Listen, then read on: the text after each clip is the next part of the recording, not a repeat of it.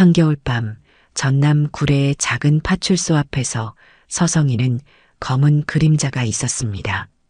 차가운 바람이 거리를 쓸고 지나가는 밤 11시, 파출소의 불빛만이 어둠 속에서 희미하게 빛나고 있었죠. 파출소 안에서는 당직 근무를 서고 있던 박준호 경위가 창밖을 흘끗 바라보았습니다. 저 청년 벌써 30분째 저러고 있는데. 박준호 경위는 청년이 걱정되는 마음에 자리에서 일어났습니다.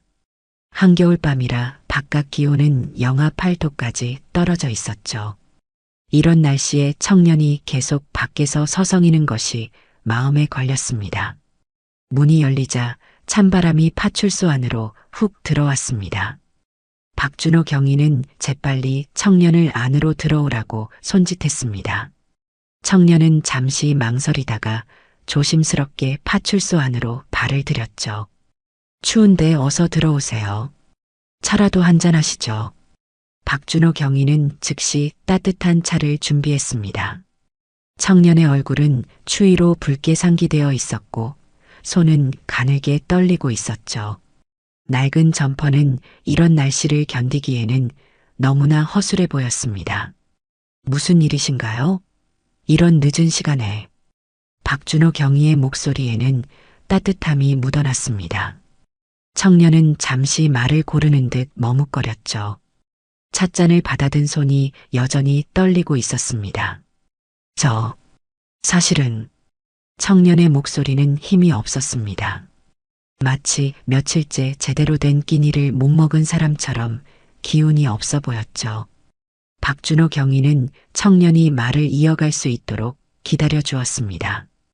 파출소 안의 시계가 똑딱거리는 소리만이 잠시 공간을 채웠습니다. 밖에서는 간간히 차가운 바람이 창문을 두드리는 소리가 들려왔죠. 청년은 따뜻한 차를 한 모금 마시고 나서야 겨우 입을 열었습니다.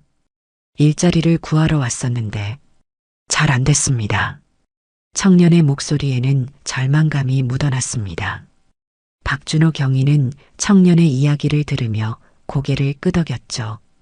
밤늦게 파출소를 찾아온 청년의 사정이 예사롭지 않아 보였습니다. 혹시 식사는 하셨나요? 박준호 경위의 질문에 청년은 고개를 살짝 저었습니다. 아침에 먹은 빵 한 조각이 전부였다고 했죠. 박준호 경위는 책상 서랍을 열어 자신의 도시락을 꺼냈습니다. 먼저 이거라도 드세요. 그리고 천천히 이야기를 나눠보죠. 청년은 처음에는 사양했지만 박준호 경위의 진심 어린 권유에 결국 도시락을 받아들었습니다. 허기진 배를 채우는 동안 파출소 안의 분위기는 한결 부드러워졌죠. 바깥의 추위와 달리 파출소 안은 따뜻했습니다. 청년은 오랜만에 느끼는 따뜻함에 마음이 조금씩 열리기 시작했죠. 그리고 마침내 자신의 이야기를 시작하려 했습니다. 청년의 이야기는 어린 시절부터 시작되었습니다. 김민수는 어렸을 때부터 부모님의 얼굴을 본 적이 없었죠. 고아원에서의 생활이 그의 전부였습니다. 어린 시절의 기억이라고는 고아원 선생님들과 함께 지냈던 친구들 뿐입니다. 김민수의 목소리에는 쓸쓸함이 묻어났습니다. 박준호 경위는 묵묵히 그의 이야기를 들었죠. 따뜻한 차 한 잔을 더 내어주며 김민수가 마음을 추스르고 이야기를 이어갈 수 있도록 기다려 주었습니다. 고아원에서는 나름대로 행복했습니다. 선생님들도 잘 챙겨주셨고 친구들과도 잘 지냈으니까요. 하지만 김민수의 얼굴에는 금세 어두운 그림자가 드리워졌습니다. 중학교를 마지막으로 학업을 포기해야 했던 순간을 떠올린 것이었죠. 고등학교에 진학하고 싶었습니다. 하지만 현실은 녹록지 않았죠. 학비도 문제였지만 당장의 생활비를 벌어야 했으니까요. 박준호 경위의 눈빛이 깊어졌습니다. 어린 나이에 홀로 서기를 해야 했던 청년의 모습이 안타까웠죠. 16살부터 닥치는 대로 일을 했습니다. 식당 설거지부터 시작해서 공사장 잡부, 전단지 배포, 하지만 어디 하나 제대로 된 일자리는 없었죠. 김민수는 잠시 말을 멈추고 깊은 한숨을 내쉬었습니다. 그의 어깨가 무겁게 처져 있었죠. 23살이라는 나이가 무색하게, 그의 눈빛에는 이미 세상의 무게가 깊이 새겨져 있었습니다. 이번에는 구례까지 내려와 인력시장을 찾았습니다. 서울에서는 더 이상 방법이 없었거든요. 시골이라면 좀 더 기회가 있지 않을까 했죠. 하지만 현실은 그의 기대와는 달랐습니다. 인력시장에서 혈압이 높다는 이유로 일자리를 거절당했다는 것이었죠. 검진을 받았더니 혈압이 너무 높다고 하더군요. 위험할 수 있다면서. 결국 오늘도 일거리를 구하지 못했습니다. 김민수의 목소리가 점점 작아졌습니다. 그의 손은 여전히 떨리고 있었죠.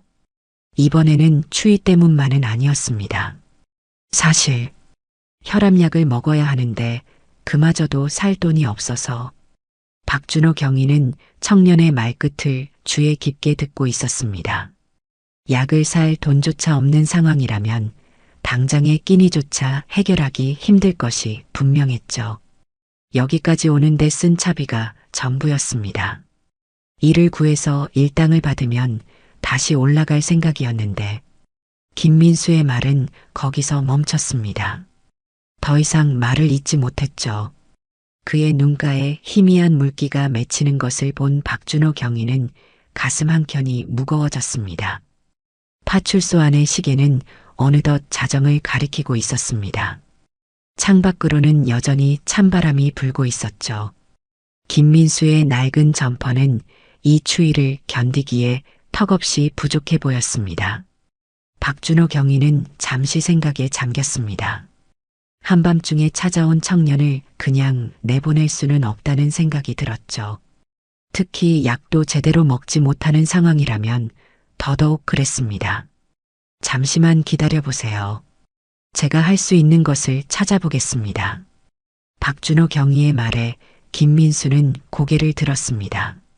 그의 눈빛에는 작은 희망의 빛이 깃들기 시작했죠. 저기, 혹시 가까운데 하룻밤 묵을 만한 곳이라도. 김민수의 말끝은 흐려졌습니다. 박준호 경위는 이미 알고 있었죠. 청년의 주머니에는 숙박비는커녕 저녁 한 끼 살 돈도 없다는 것을. 서울까지 가는 차비가 얼마나 되죠?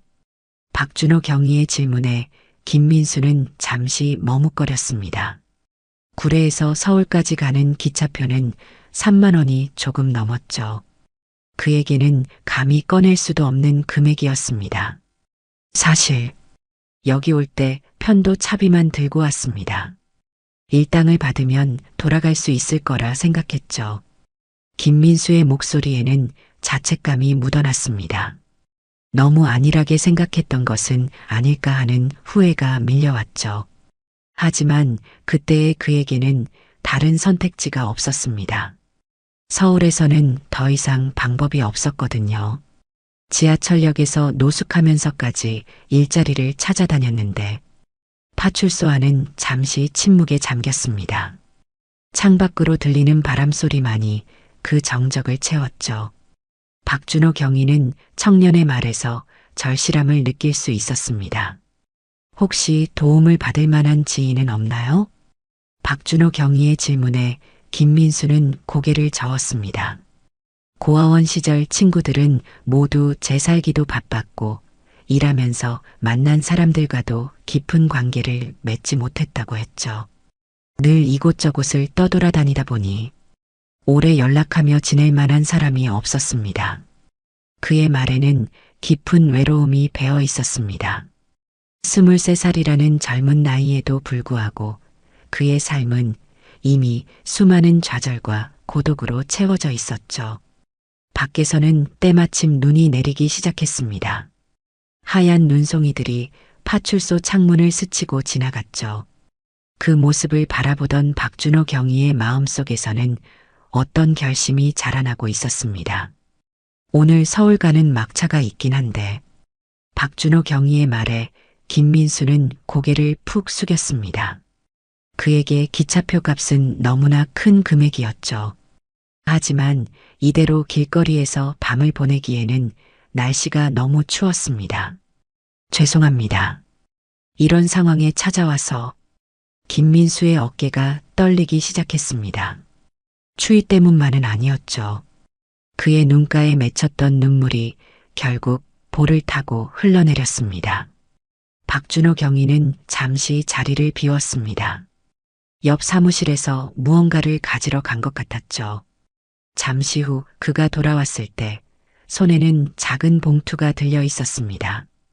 경위님, 김민수는 말을 잇지 못했습니다. 박준호 경위가 내미는 봉투에는 기차표를 살 수 있는 금액이 담겨 있었죠. 이건 개인적으로 돕는 겁니다. 나중에 여유가 생기면 다른 어려운 사람을 도와주는 것으로 갚으세요. 박준호 경위의 목소리는 따뜻했습니다. 마치 오랫동안 알고 지낸 친형처럼 자연스러웠죠. 김민수는 한동안 아무 말도 하지 못했습니다. 잠시만요. 제가 순찰차로 기차역까지 모셔다 드리겠습니다. 박준호 경위의 갑작스러운 제안에 김민수는 놀란 눈으로 쳐다보았습니다. 이미 받은 도움도 과분한데 이렇게까지 신경 써주시는 것이 죄송스러웠죠. 아니에요. 이 정도면 충분합니다. 걸어가면. 하지만 박준호 경위는 단호했습니다. 밖에는 눈이 더욱 거세게 내리고 있었고 기온도 더욱 떨어져 있었죠. 이런 날씨에 청년을 걸어가게 할 수는 없었습니다. 요즘 같은 때 혼자 걸어가다가 쓰러지기라도 하면 어쩌려고 그러세요? 혈압도 높다고 하셨잖아요. 박준호 경위의 말에는 진심 어린 걱정이 담겨 있었습니다. 그는 잠시 생각에 잠겼다가 이어 말을 했죠. 사실 저도 젊었을 때 비슷한 경험이 있었습니다. 김민수는 귀를 기울였습니다. 박준호 경위의 목소리에서 묻어나는 회상의 감정이 느껴졌죠. 20살 때였을 겁니다. 고향을 떠나 서울로 올라갔다가 모든 걸 잃고 거리를 헤매던 때가 있었죠. 그때 한 어르신의 도움이 아니었다면 지금의 저는 없었을 겁니다. 박준호 경위의 눈빛이 깊어졌습니다. 오래전 기억 속의 한 장면을 떠올리는 듯 했죠. 그때 그 어르신께서 해주신 말씀이 있습니다. 받은 도움은 꼭 갚아야 하지만 꼭 그 사람에게 갚을 필요는 없다고. 밤하늘에서 내리는 눈은 더욱 굵어졌습니다. 파출소 창밖으로 보이는 가로등 불빛 아래로 하얀 눈송이들이 춤추듯 내려앉고 있었죠. 자, 이제 가시죠. 기차 시간이 얼마 남지 않았네요. 박준호 경위는 순찰차 열쇠를 집어들었습니다. 김민수는 여전히 망설이고 있었지만 경위의 진심 어린 배려를 더 이상 거절할 수 없었죠. 순찰차는 조용히 눈길을 달렸습니다. 한밤중에 구레거리는 고요했고 가로등 불빛만이 그들의 길을 밝혀주고 있었죠. 차 안에서는 잔잔한 히터 바람이 불어오고 있었습니다. 경위님, 정말 감사합니다. 김민수의 목소리는 떨리고 있었습니다. 단순히 추위 때문만은 아니었죠. 오랜만에 느끼는 따뜻한 인정에 그의 마음이 흔들리고 있었습니다. 괜찮습니다. 앞으로 잘 되실 거예요. 그리고 언젠가 기회가 되면 또 다른 누군가를 도와주세요. 박준호 경위의 말에는 깊은 믿음이 담겨 있었습니다. 그는 김민수의 눈빛에서 무언가 가능성을 보았던 것일까요? 아니면 자신의 젊은 시절을 떠올린 것일까요? 기차역에 도착했을 때 눈은 여전히 내리고 있었습니다. 하지만 김민수의 마음속에는 어느새 작은 봄이 찾아와 있었죠. 꼭 성공하세요. 자신을 믿으세요. 박준호 경위의 마지막 인사가 김민수의 가슴 깊이 새겨졌습니다. 그날 밤 서울행 막차를 타고 가면서 김민수는 굳은 결심을 했죠. 이 따뜻한 마음을 절대 잊지 않겠다고. 그리고 언젠가는 꼭 다른 이에게 이 마음을 전하겠다고. 잠시 기차 시간까지 시간이 있는데 국밥이라도 한 그릇 하고 가시죠. 박준호 경위의 말에 김민수는 잠시 망설였습니다. 이미 너무 많은 신세를 진 것 같아 마음이 무거웠죠. 하지만 박준호 경위는 김민수의 대답을 기다리지 않고 여각 국밥집으로 발걸음을 옮겼습니다. 이 시간에 문을 열어둔 곳이 여기밖에 없을 겁니다. 그리고 이 집 국밥이 구례에서 제일 맛있다고 소문났죠. 늦은 시간임에도 국밥집 안에는 따뜻한 온기가 가득했습니다. 창가에 앉은 두 사람 앞으로 모락모락 김이 피어오르는 국밥이 놓였죠. 어서 드세요. 추운 날 뜨끈한 국밥만 한 게 없습니다. 김민수는 조심스럽게 숟가락을 들었습니다. 국물 한 술을 떠먹자 오랫동안 잊고 있었던 어떤 감정이 솟아올랐죠. 따뜻한 밥 한 끼의 소중함, 누군가의 따뜻한 마음이 전해지는 순간이었습니다. 이렇게까지 해주시다니 정말 감사합니다. 김민수의 목소리가 떨렸습니다. 박준호 경위는 그저 묵묵히 웃으며 자신의 국밥을 먹고 있었죠. 힘들 때는 누구나 도움이 필요한 법입니다. 제가 도와드린 것처럼 나중에 다른 분들을 도와주시면 됩니다. 국밥집 창밖으로는 여전히 눈이 내리고 있었습니다. 하얀 눈송이들이 가로등 불빛 아래서 반짝이며 춤추고 있었죠. 이제 곧 기차가 들어올 시간이네요. 박준호 경위가 시계를 확인하며 말했습니다. 김민수는 마지막 한 숟가락까지 소중하게 비웠죠. 이 한 그릇의 국밥은 단순한 식사 그 이상의 의미를 가지고 있었습니다. 서울에 도착하시면 우선 따뜻한 곳을 찾으세요. 그리고 이건 제 연락처입니다. 박준호 경위는 작은 메모지를 건넸습니다. 거기에는 그의 전화번호가 적혀 있었죠. 혹시 무슨 일이 생기면 언제든 연락하세요. 늦은 시간이라도 괜찮습니다. 김민수는 메모지를 소중히 지갑에 넣었습니다.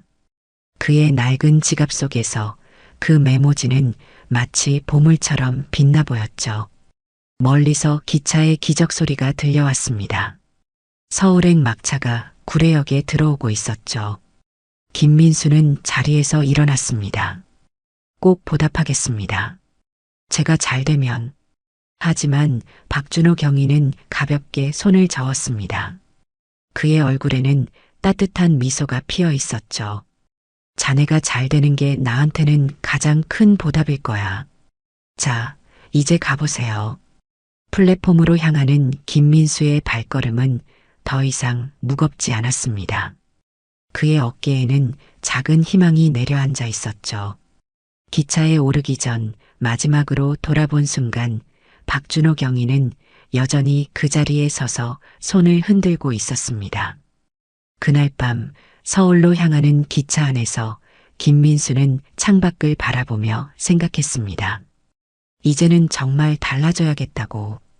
그리고 언젠가는 꼭 이 따뜻함을 다른 이에게 전해야겠다고. 서울로 돌아온 김민수의 일상은 180도 달라졌습니다. 그날 밤 받았던 도움을 잊지 않겠다는 일념 하나로 그는 자신의 삶을 완전히 새롭게 설계했죠. 처음에는 편의점 야간 알바부터 시작했습니다. 낮에는 인터넷 강의로 공부하고 밤에는 일하면서 김민수는 매일 새벽 4시에 일을 마치고 2시간을 더 투자해 인터넷 쇼핑몰 관련 정보를 찾아보았습니다. 피곤한 몸을 이끌고 도서관에 가서 창업 관련 책을 읽기도 했죠. 그때는 컴퓨터도 없었어요. 편의점 안에 있는 컴퓨터로 틈틈이 공부했죠. 그의 하루는 바쁘게 돌아갔습니다. 아침 6시에 집으로 돌아와 3시간 정도 자고 나면 곧바로 공부를 시작했죠. 점심시간에는 도서관으로 향했고 저녁이 되면 다시 편의점으로 출근했습니다. 처음 3달 동안은 정말 힘들었습니다. 잠도 부족하고 피곤이 쌓여서 포기하고 싶은 순간도 많았죠. 하지만 그럴 때마다 구례에서의 그날 밤이 떠올랐습니다. 박준호 경위가 보여준 따뜻한 마음이 그를 다시 일으켜 세웠죠. 그분의 도움을 헛되이 하면 안 된다는 생각뿐이었습니다. 그 마음 하나로 버텼죠. 6개월이 지날 무렵 김민수는 첫 번째 결실을 맺었습니다. 중고 노트북을 구입할 수 있을 만큼의 돈을 모은 것이죠. 이제 그는 더 효율적으로 공부하고 정보를 찾을 수 있게 되었습니다. 인터넷 쇼핑몰에서 가능성을 봤습니다. 큰 자본 없이도 시작할 수 있다는 점이 매력적이었죠. 처음에는 아주 작은 규모로 시작했습니다. 생활용품 몇 가지를 해서 판매하는 것부터 시작했죠. 실패도 많았지만 그때마다 더 깊이 공부하고 분석했습니다. 처음 한 달은 하루 매출이 10,000원도 안 됐어요. 하지만 포기하지 않았죠. 고객 한 명 한 명의 후기를 꼼꼼히 읽고 개선점을 찾아 나갔습니다. 점차 매출이 늘어나기 시작했습니다. 3개월, 6개월, 1년. 시간이 흐를수록 쇼핑몰은 안정적인 궤도에 올랐죠. 2년째 되던 해에는 직원을 한 명 채용할 수 있을 만큼 성장했습니다. 그때의 기쁨은 정말 말로 표현할 수 없었죠. 성공이 눈앞에 보이기 시작하자 김민수는 더욱 치열하게 공부했습니다. 온라인 마케팅, 고객 서비스, 재고 관리, 쇼핑몰 운영에 필요한 모든 것을 독학했죠. 매일 밤 잠들기 전에 감사 일기를 썼습니다. 첫 장에는 항상 박준호 경위님에 대한 감사함을 적었죠. 시간은 빠르게 흘렀고 어느새 열해가 지나고 있었습니다. 이제 김민수의 쇼핑몰은 연 매출 수십억 원을 달성하는 중견기업으로 성장해 있었죠. 이제는 제가 받았던 도움을 다른 이들에게 돌려줄 때가 된 것 같았습니다. 그래서 구례로 다시 내려가기로 결심했죠. 열해가 지난 후 김민수는 전혀 다른 모습으로 구례를 찾았습니다. 깔끔한 정장 차림의 33살 청년은 열해 전 그날의 초라했던 모습과는 전혀 달랐죠. 이상하게 가슴이 떨리네요. 김민수는 천천히 옛 파출소를 향해 걸었습니다. 열해 전 그날처럼 겨울이었지만 이번에는 따뜻한 외투가 그의 어깨를 감싸고 있었죠. 혹시 박준호 경위님 계신가요? 파출소에 들어서자 젊은 경찰관이 그를 맞이했습니다. 하지만 김민수가 찾는 사람은 이미 그곳에 없었죠. 박준호 경위님이요? 아, 지금은 광주 북부경찰서에 계십니다.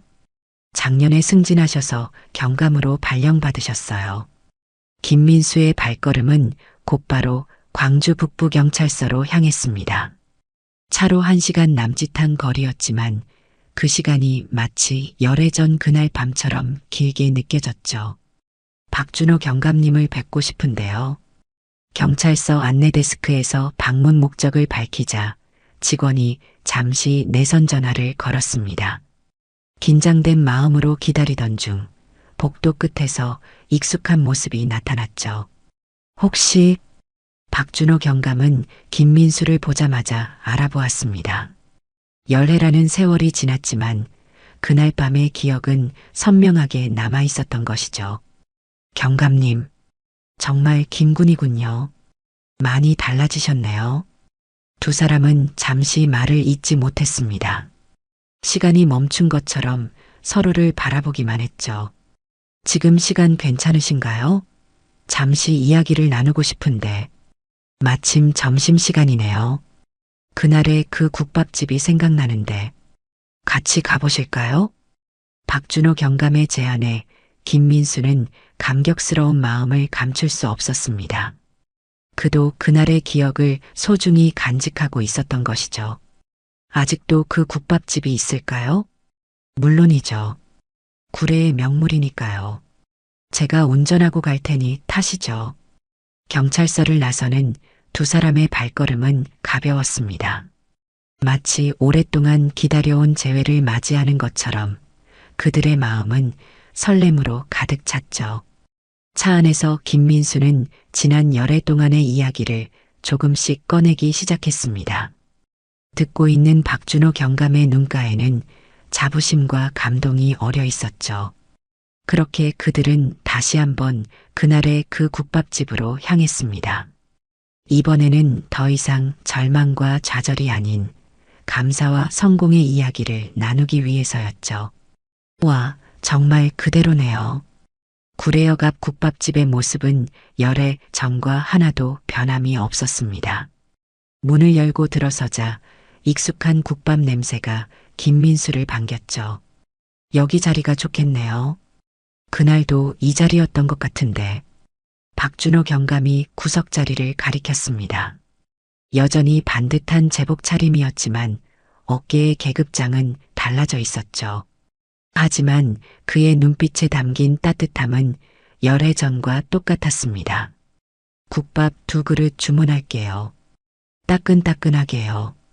잠시 후 모락모락 김이 피어오르는 국밥이 테이블 위에 놓였습니다. 마치 그날 밤으로 돌아간 것 같은 기분이 들었죠. 경감님, 이제야 제대로 된 보답을 하네요. 그때는 제가 너무 초라해서. 아니에요. 그때도 충분히 보답받았답니다. 김군의 눈빛에서 가능성이 보였거든요. 박준호 경감의 말에 김민수는 잠시 숟가락질을 멈추었습니다. 그날 밤 자신의 어떤 모습이 이토록 깊은 신뢰를 준 것일까 하는 생각이 들었죠. 지난 열애 동안의 이야기를 자세히 들려주시겠어요? 김민수는 천천히 자신의 성공 이야기를 들려주었습니다. 편의점 야간 알바를 시작으로 틈틈이 공부하며 쇼핑몰을 키워온 과정까지. 박준호 경감은 고개를 끄덕이며 진지하게 경청했죠. 지금은 직원이 20명이나 되는 회사가 되었습니다. 모두 경감님 덕분이에요. 과찬이십니다. 그건 모두 김군의 노력 덕분이죠. 나는 그저 작은 도움을 줬을 뿐인데. 아니에요. 그날 밤 경감님의 따뜻한 마음이 아니었다면 저는 여전히 길을 헤매고 있었을 거예요. 지금은 저도 누군가를 돕고 있습니다. 매달 고아원에 후원도 하고 청년 창업자들을 위한 멘토링도 하고 있어요. 박준호 경감의 눈가에 미소가 번졌습니다. 자신의 작은 친절이 이렇게 큰 선한 영향력이 되어 퍼져나가고 있다는 사실이 감격스러웠죠. 현장에서 늘 그런 마음으로 일하고 있답니다. 힘들어하는 시민들에게 한 번의 따뜻한 말 한마디가 어떤 변화를 가져올 수 있는지 김군을 보면서 더욱 확신하게 됐어요.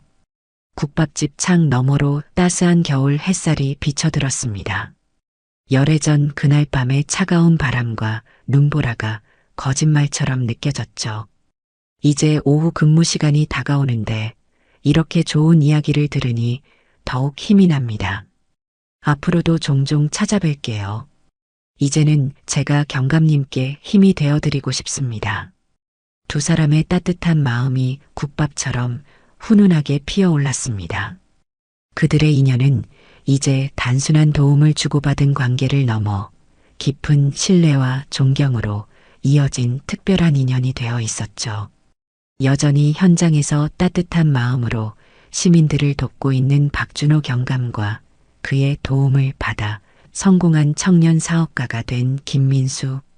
두 사람의 이야기는 우리 사회의 작은 희망의 불씨가 되어 계속해서 타오르고 있었습니다.